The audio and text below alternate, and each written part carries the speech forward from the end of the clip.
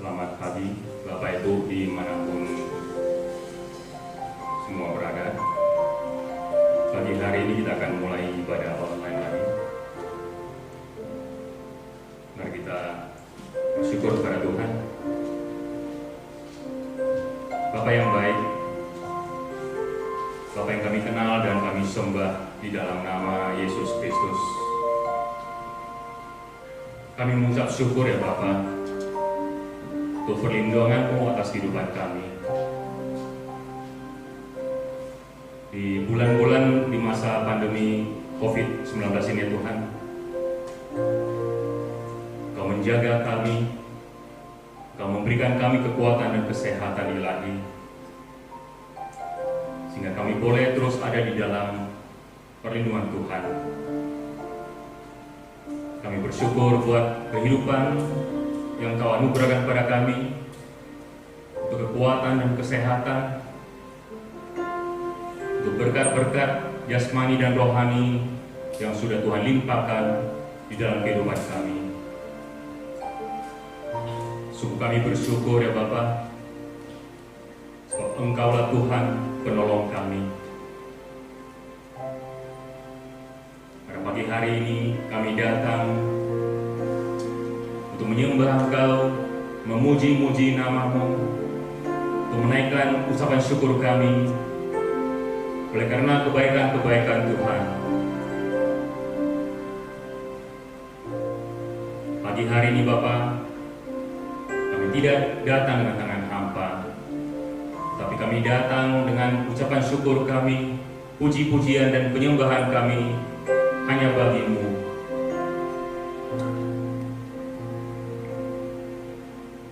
Kami menyerahkan seluruh umat-umat-Mu ya Tuhan, yang pada pagi hari ini mengikuti ibadah online ini. Kami percaya Engkaulah Tuhan, kota benteng kami, perlindungan kami. Terima kasih Bapa yang baik. Kami bersyukur hanya di dalam satu nama, Yesus Kristus, Tuhan dan Juru Selamat kami. Amin.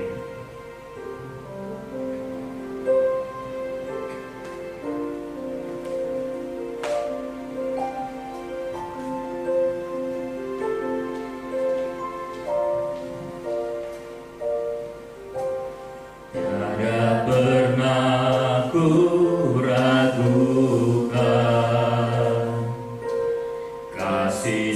setiamu ya Tuhan,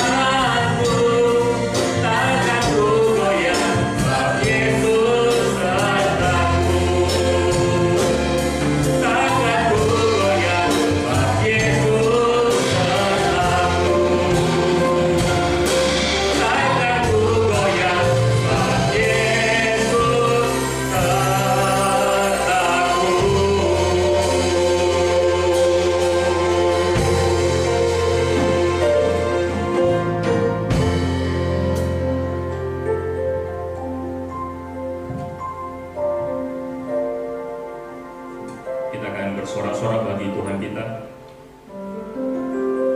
Tuhan adalah terang kehidupan kita.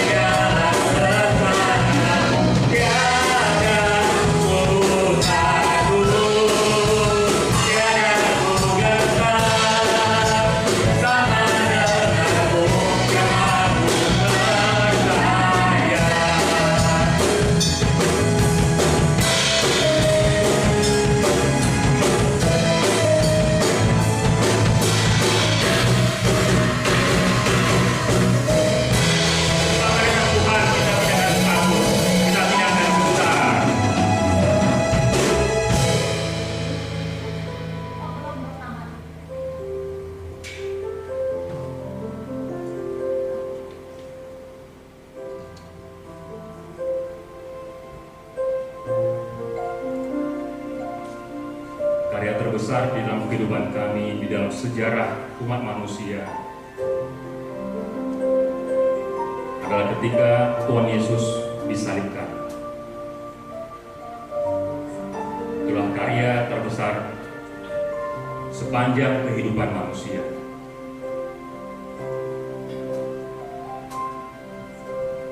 Kasih yang terindah,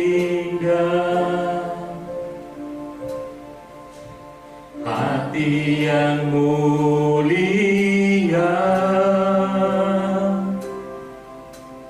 hanya ku temukan di dalam-Mu, Yesusku. Pujian dari hatiku selalu di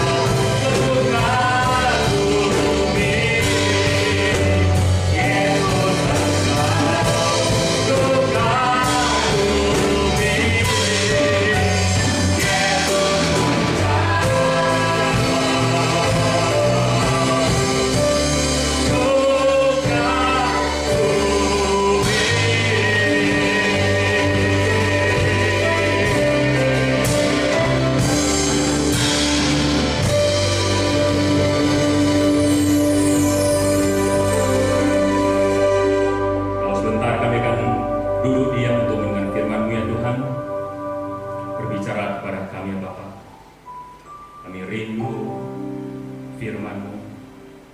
Kami rindu suara-Mu. Kami rindu Engkau sendiri ya Tuhan. Sebab firman itu adalah Allah sendiri. Berbicara kepada kami ya Tuhan. Kami siap untuk mendengarkan di dalam nama Yesus Kristus. Mari semua kita percaya, bersama kita katakan amin.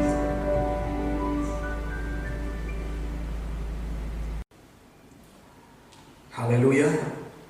Shalom bagi kita semua, Bapak Ibu yang dikasihi Tuhan, yang ada di rumah juga, yang akan mendengarkan firman Tuhan.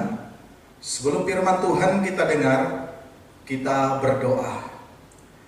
Bapa di sorga, di dalam nama Tuhan Yesus Kristus, kami mengucapkan syukur kepadamu pada hari ini Tuhan. Atas kasih anugerah-Mu kami masih hidup, kami masih bernapas. Ini semua karena Tuhan yang begitu mengasihi kami, masih beri kesempatan bagi kami untuk kami dapat memuji dan menyembah-Mu, untuk kami boleh hidup dalam kekudusan. Terima kasih kalau sebentar kami akan mendengarkan firman-Mu. Firman-Mu adalah firman yang hebat, firman yang luar biasa. Kiranya Roh Kuduslah yang mengurapi hamba, perkataan-perkataan yang dikeluarkan dari mulut bibir hamba, semuanya dikendalikan oleh Roh Kudus. Bahkan kami, jemaat-Mu yang mendengarkan, kiranya juga Engkau memberkati kami, sehingga kami dapat menghidupi firman Tuhan ini, dan hidup kami juga berkenan di hati Tuhan. Terima kasih Bapa yang baik, di dalam nama Tuhan Yesus Kristus kami bersyukur dan siap mendengarkan firman Tuhan. Haleluya. Amin. Ya, shalom bagi kita semua. Hari ini Bapak Ibu adalah hari yang sangat berbahagia bagi kita.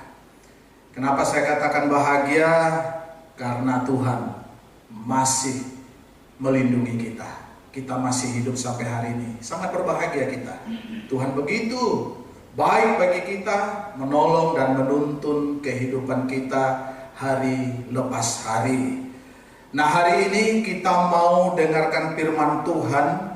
Dan bisa saja firman Tuhan ini sudah biasa Bapak Ibu dengar, tapi percayalah bahwa ada hal-hal yang baru yang akan Tuhan nyatakan lewat firman Tuhan yang akan hambanya sampaikan. Dan kiranya dengan firman Tuhan yang kita dengar ini, kita semakin kuat, kita semakin teguh, dan dapat menjalani hari-hari kita, hidup kita seturut dengan kehendak Allah. Nah, firman Tuhan yang akan disampaikan hari ini yang terambil dari kitab Yeskiel pasalnya yang ke-9, ayat yang pertama sampai dengan ayat yang ke-6. Ayat pertama sampai dengan ayat yang ke-6. Demikian firman Tuhan. Orang-orang fasik di Yerusalem dibunuh. Lalu aku mendengar dia berseru dengan suara nyaring, "Maju kemari, hai yang harus menjalankan hukuman atas kota ini, masing-masing dengan alat pemusnah di tangannya. Lihat, 6 orang laki-laki datang dari jurusan pintu gerbang atas yang menghadap ke utara, masing-masing dengan alat pemukul di tangannya, dan satu orang di antara mereka berpakaian lenan dan di sisinya terdapat suatu alat penulis. Mereka ini masuk dan berdiri di samping mezbah tembaga. Pada saat itu kemuliaan Allah Israel sudah terangkat dari atas kerub tempatnya semula ke atas ambang pintu bait suci, dan dia memanggil orang yang berpakaian lenan dan yang mempunyai alat penulis di sisinya. Firman Tuhan kepadanya, "Berjalanlah dari tengah-tengah kota, yaitu Yerusalem, dan tulislah huruf T pada dahi orang-orang yang berkeluh kesah karena segala perbuatan keji yang dilakukan di sana. Dan kepada yang lain-lain aku mendengar dia berfirman, ikutilah dia dari belakang melalui kota itu dan pukullah sampai mati. Janganlah merasa sayang dan jangan kenal belas kasihan. orang-orang tua, teruna-teruna, dan darah-darah, anak-anak kecil dan perempuan-perempuan, bunuh dan musnahkan. Tetapi semua orang yang ditandai dengan huruf T itu jangan singgung, dan mulailah dari tempat kudusku. Lalu mereka mulai dengan tua-tua yang berada di hadapan bait suci. Sampai di sini pembacaan firman Tuhan bagi kita. Tema yang saya buat hari ini Bapak Ibu, yaitu tanda salib Kristus, tanda keselamatan. Sekali lagi, tanda salib Kristus, tanda keselamatan. Saya mau ceritakan satu kisah nyata yang diceritakan oleh bapak saya. Ketika pada tahun 1978, pada waktu itu saya masih kelas 6 SD, bapak saya ini berangkat pergi ke Timur-Timur. Dan mereka berperang di sana. Dari kesatuannya, karena bapak saya ini tentara.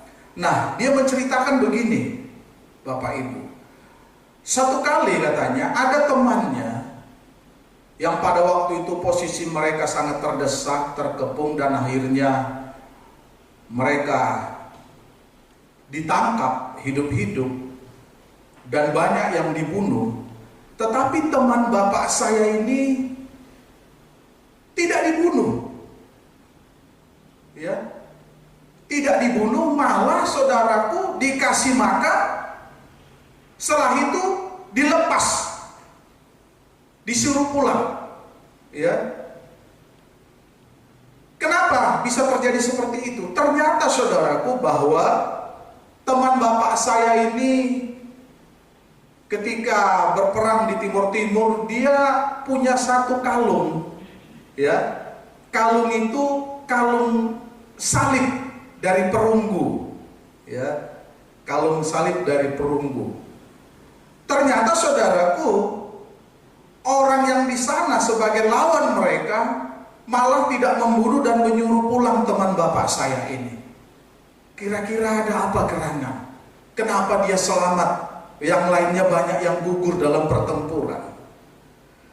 Nah, diceritakan oleh bapak saya selanjutnya bahwa kalung salib yang dia pakai itulah membuat dia tidak jadi dibunuh dan membuat dia dilepaskan. Nah, dari sini saudaraku, saya mengambil beberapa pengertian. Yang pertama, bahwa saudaraku, pihak lawan itu tahu kalau si bapak yang tertangkap tadi ini adalah seiman dengan dia, ya. Karena pihak musuh juga, pihak lawannya juga ada kalungnya, sama-sama kalung salib, ya. Nah, artinya bahwa yang memiliki kalung salib ini berarti dia adalah orang Kristen. Itu dalam pengertian saya, ya.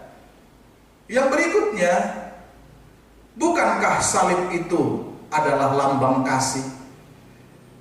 Ya, kasih kepada Tuhan dan kasih kepada sesama. Nah, musuh atau lawan saja saudaraku bisa mengampuni, bisa saudaraku mengasihi, bisa melepaskan musuhnya yang seharusnya dibinasakan. Apalagi Allah kita. Dialah Allah yang mengasihi. Dia Allah yang mengampuni. Bahkan dia Allah yang menyelamatkan. Bagi mereka yang ada tanda salib pada dahinya. Seperti yang baru kita baca tadi, ya. Jadi bukan berarti karena pakai kalung salib maka Tuhan akan menyelamatkan dia, bukan. Tapi yang ada di dahi yang saudara dan saya tidak lihat. Nah, dalam pembacaan kitab Yeskiel 9 ayat 1 sampai 6 tadi, kita dapati saudaraku perihal Allah memerintahkan kepada 6 malaikat yang harus menjalankan perintah Tuhan. Satu malaikat diperintahkan saudaraku untuk membawa alat penulis, dan dia pergi ke kota Yerusalem, dan setiap orang diberi tanda huruf T, yaitu kepada orang-orang yang berkeluh kesah oleh karena perbuatan-perbuatan keji yang dilakukan oleh para tua-tua, dalam hal ini para imam, bahkan anak-anak muda, pemuda-pemudi, anak-anak kecil, anak-anak perempuan. Nah, kepada mereka itu saudaraku diberi tanda huruf T, yaitu bagi mereka yang tidak ikut dalam praktek penyembahan berhala, mereka yang hidup di dalam kebenaran, dikasih tanda huruf T.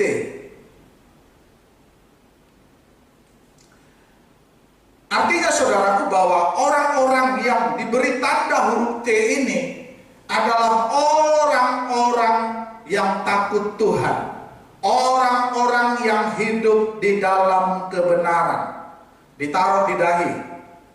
Dan yang berikutnya, kepada malaikat yang lain Allah juga berfirman kepada mereka, Allah juga memerintahkan kepada kelima malaikat ini untuk membunuh semua orang yang tidak memiliki atau yang tidak punya tanda huruf T pada dahinya.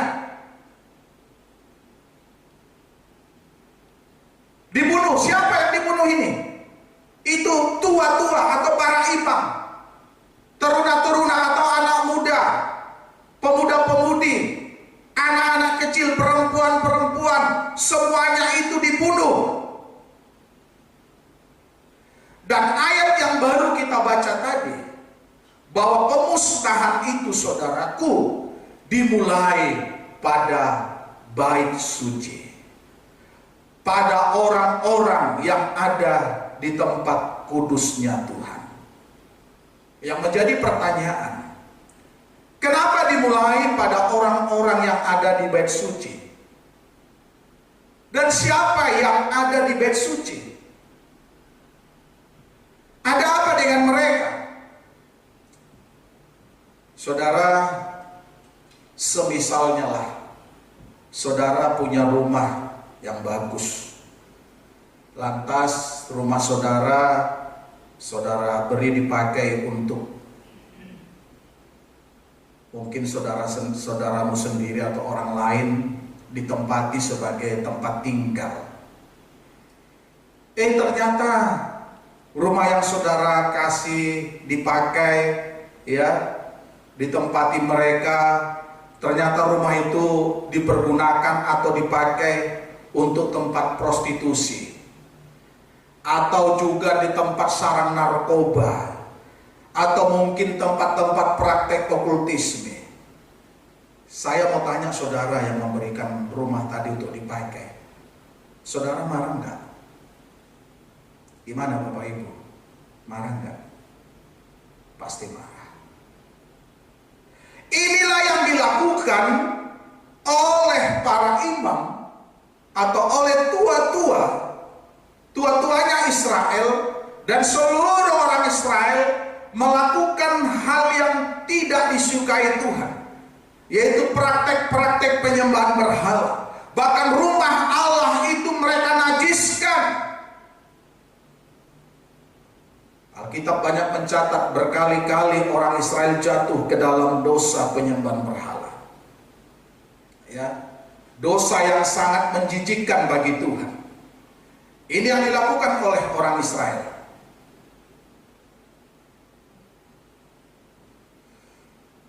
Makanya perintah Tuhan saudaraku, dibunuh semua orang yang melakukan yang tidak baik atau orang yang jahat. Bapak Ibu yang dikasihi oleh Tuhan Yesus Kristus, ada dua hal yang perlu saya bagikan dalam pembacaan ini, yang perlu juga mendapat penjelasan. Yang pertama itu tentang diberi tanda huruf T. Dan yang kedua, bahwa pemusnahan itu dimulai pada orang-orang yang ada di bait suci, atau kita bisa katakan di gereja. Itu yang perlu mendapat perhatian yang mau saya jelaskan. Yang pertama, saudaraku, tentang tanda huruf T. Nah, huruf T itu adalah huruf terakhir pada abjad Ibrani yang ditulis dalam bentuk lama seperti sebuah salib. Nah, dalam Bibel, bahasa Batak, orang Batak bilang Bibel Alkitab itu. Dalam Bibel disebut bahwa huruf T itu adalah parsilang. Nah, parsilang, silang, ya, salib. Artinya, saudaraku, begini, orang yang diberi tanda huruf T itu adalah, ya, orang-orang benar, ya, diberi tanda untuk membedakan mereka dari penyembah-penyembah berhala dan menjamin perlindungan Yahweh bagi mereka. Nah, tanda itu menjamin perlindungan, ada proteksi dari Allah bagi yang mempunyai tanda. Tadi dalam bahasa Batak disebut parsilang. Hebat ya, luar biasa. Parsilang. Ya. Nah, sehingga kalau orang-orang Kristen mati pun di kuburan pun dibikin silang. Ya. Yang kedua, saudaraku, yang harus saya jelaskan, yaitu pemusnahan dimulai dari bait suci, dari tempat kudus. Kenapa? Siapa mereka? Kenapa dimusnahkan ya? Kok yang dari tempat kudus? Kok yang dari bait suci orangnya? Kok yang dari gereja? Kenapa para imam harus dimusnahkan? Kenapa pemuda-pemudi, anak-anak kecil, anak-anak perempuan harus dimusnahkan?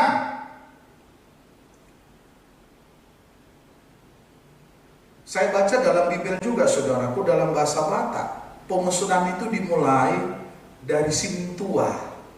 Disebut di situ Sintua dalam ayat yang ke-6 dalam bahasa Batak yang terakhirnya. Dimulai dari Sintua. Kalau Sintua itu, saudaraku, itu berarti adalah pengerja. Ya, itu berarti adalah para hamba-hamba Tuhan. Wah, mengerikan. Ya. Pemusnahan dimulai dari kita, saudaraku. Pemusnahan dimulai dari orang-orang yang ada di bait suci. Orang-orang yang melayani.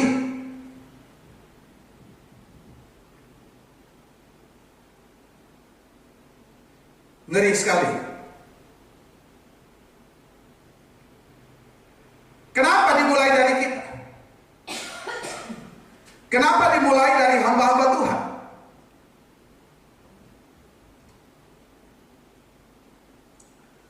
Saudara dikasihi Yesus Kristus, kalau kita baca perikop dari yang Yeskiel tadi, perikopnya itu sudah sangat jelas. Orang-orang fasik di Yerusalem dibunuh. Nah, ini orang-orang fasik berarti kelakuannya yang tidak baik. Apa itu orang fasik? Dalam Kamus Umum Bahasa Indonesia disebutkan orang yang tidak memperhatikan perintah Tuhan. Ini. Orang yang tidak memperhatikan perintah Tuhan, buruk kelakuan, jahat, berdosa besar. Ya. Jadi yang melayani sebagai tua-tua, sebagai hamba Tuhan, Tuhan tahu apakah kita itu benar-benar melayani Tuhan, apakah kita tulus. Dan Bapak Ibu jemaat yang hadir, yang juga ada di rumah Tuhan, Tuhan tahu. Tuluskah kamu, benarkah, sungguhkah kamu memang percaya kepada Kristus? Ya.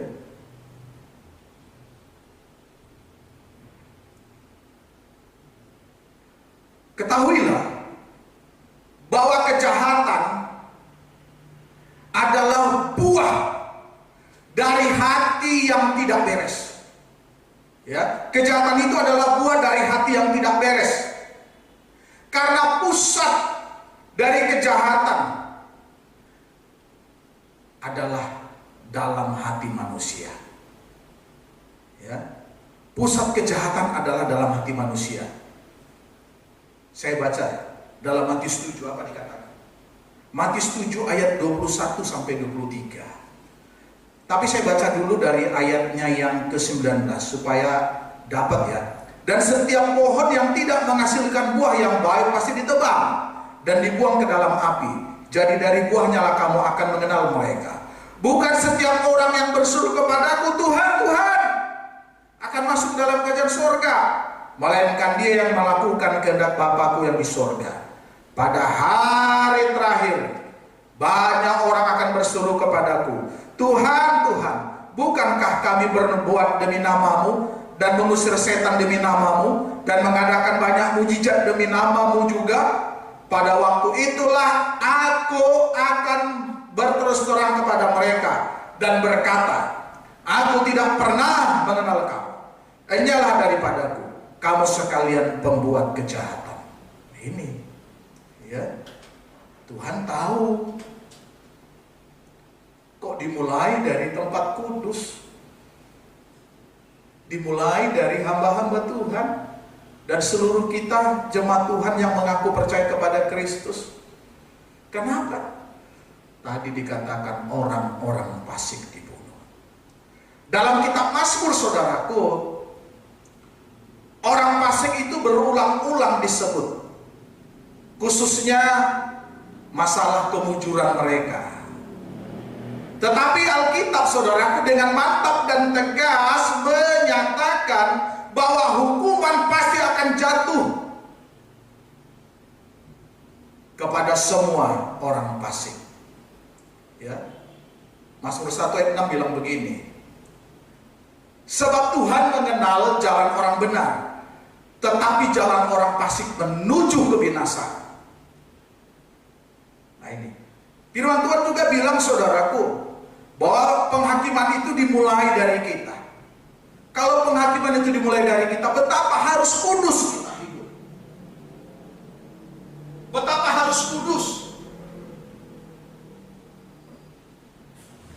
Nah itu Bapak Ibu.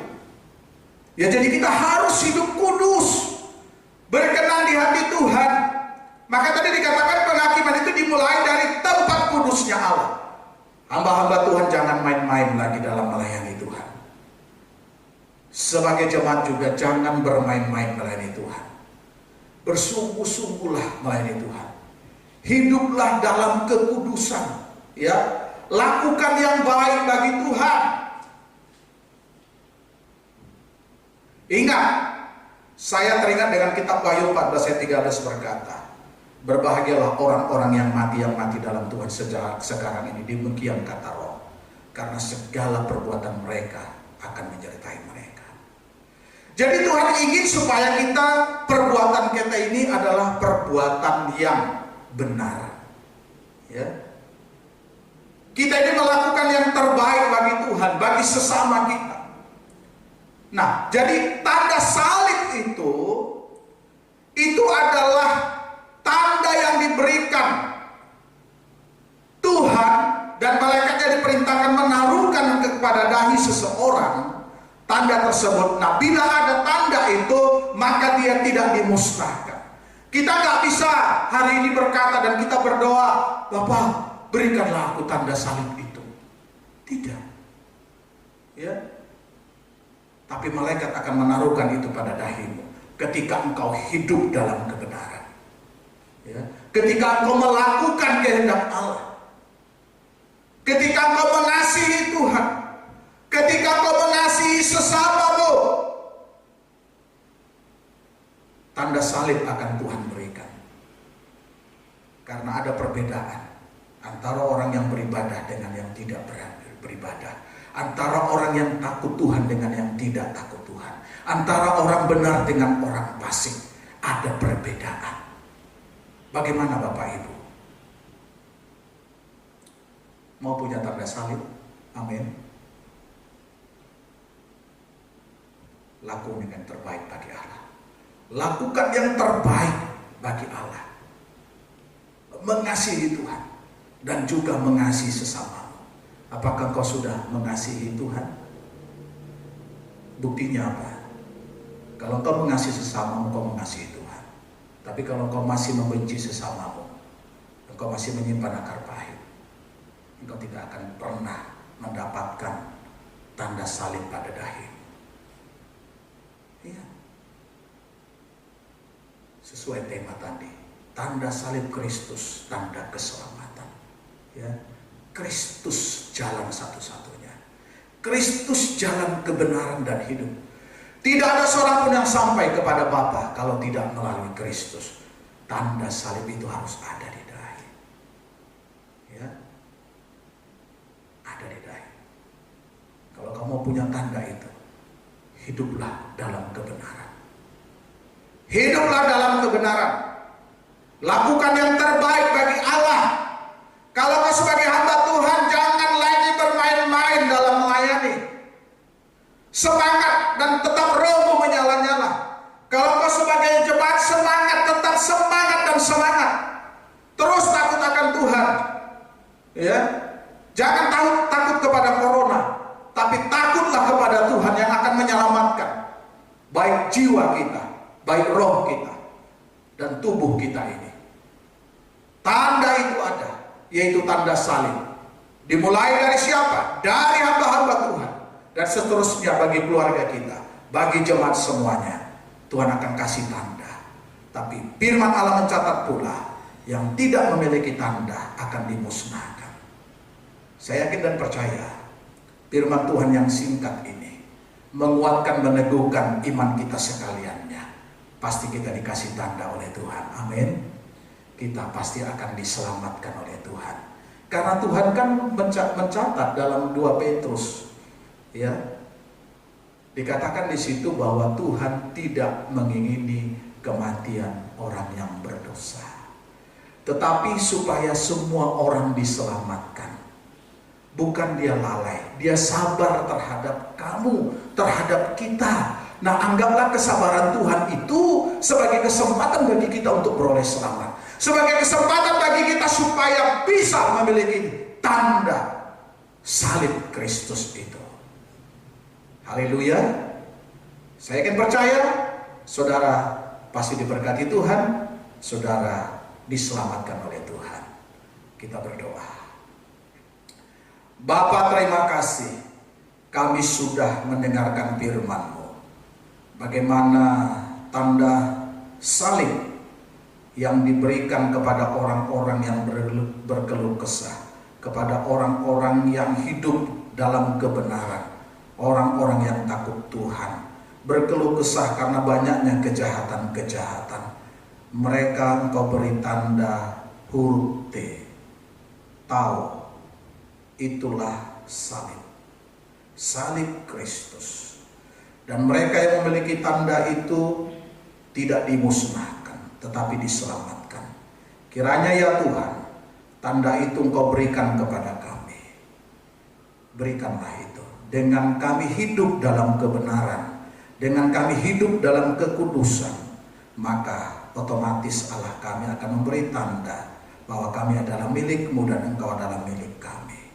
Kiranya tolong kami umat-Mu semuanya, baik hamba-hamba-Mu, supaya kami meninggalkan jalan-jalan kami yang jahat, supaya kami dapat meninggalkan semuanya dosa-dosa yang merintangi kami. Itu dapat kami tinggalkan, dan kami mau hidup terus, hidup yang berkenan di hati Tuhan. Terima kasih buat firman-Mu. Kiranya Roh Kudus yang memeteraikan dan meneguhkan iman kami. Di dalam nama Tuhan Yesus Kristus kami bersyukur berdoa. Haleluya. Amin.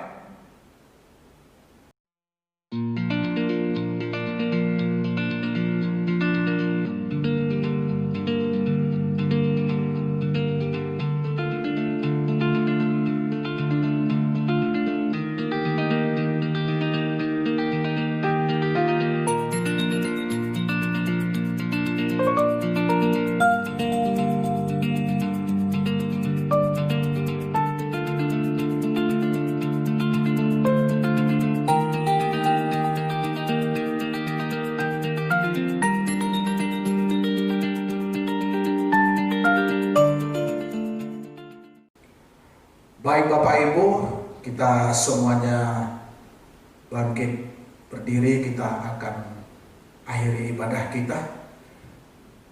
Mari tundukkan kepala dan kita berdoa.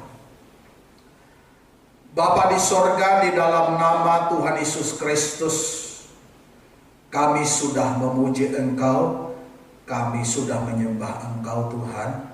Kiranya terimalah pujian dan penyembahan kami berdupa harum di hadapan-Mu.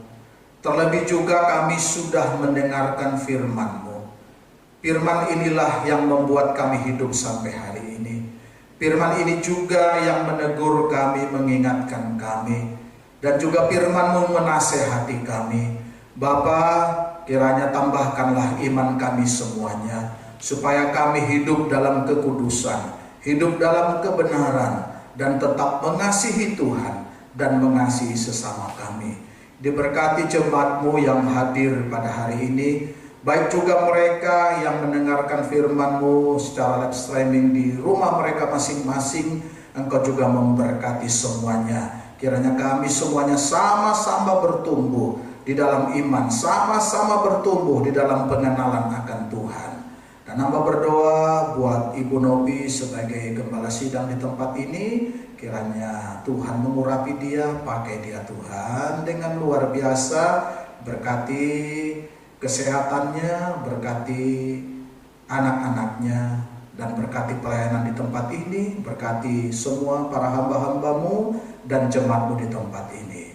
Terima kasih Bapa di sorga, terpujilah Tuhan yang baik. Dan kami masih berdoa Tuhan, buat bangsa dan negara kami Indonesia tetap kami doakan, agar damai sejahtera-Mu turunlah atas bangsa kami, atas negeri kami, sehingga Indonesia bagi kemuliaan-Mu. Dan banyak orang-orang di Indonesia ini, bahkan berjuta-juta jiwa, bertobat, terima Tuhan Yesus sebagai Tuhan dan Juru Selamat lewat pelayanan hamba-hamba Tuhan di negeri kami ini. Terima kasih Bapa, tidak lupa kami berdoa buat Bapak Presiden kami Jokowi. Berikanlah kekuatan baginya, berikan kesehatan, hikmat yang dari Tuhan. Jauhkan darinya niat-niat jahat, dari penculikan atau pembunuhan atau kudeta, dijauhkan dalam nama Yesus. Berkati dia, berkati wakilnya dan menteri-menteri yang membantunya, sehingga mereka bisa bersinergi, bekerja dengan baik ya Tuhan, dan menegakkan keadilan di negeri kami Indonesia ini. Tidak lupa kami berdoa buat kota kami, kota Medan. Sejahtera-Mu limpahkan bagi kota kami, dan itu menjadi kesejahteraan kami seluruh umat-Mu, dan orang-orang yang ada di kota Medan juga semuanya takut akan Tuhan. Terima kasih Bapa di sorga, terpuji Tuhan yang baik, haleluya. Kalau kami juga tadi sudah kumpulkan ya Tuhan persembahan kami, seberapa yang kami beri dengan sukacita. Dan sebentar kami hendak pulang, Tuhan menyertai, boleh tiba di rumah masing-masing dengan tidak kurang satu apapun, bertemu kembali di dalam kasih dan kemurahan Tuhan, haleluya. Bapak Ibu Saudara yang dikasihi oleh Yesus Kristus, mari tengadahkan tanganmu dan pulanglah. Terimalah berkat dari Allah kita. Tuhan memberkati engkau dan melindungi engkau. Tuhan menyinari engkau dengan wajahnya dan memberi engkau kasih karunia. Tuhan menghadapkan wajahnya kepadamu dan memberi engkau damai sejahtera. Kiranya kasih karunia dari Tuhan Yesus Kristus dan damai sejahtera dari Allah Bapa serta persekutuan dengan Roh Kudus, itulah yang menyertai kita sekalian yang hari ini bahkan sampai selama-lamanya. Yang sudah diberkati bersama kita katakan amin. Shalom.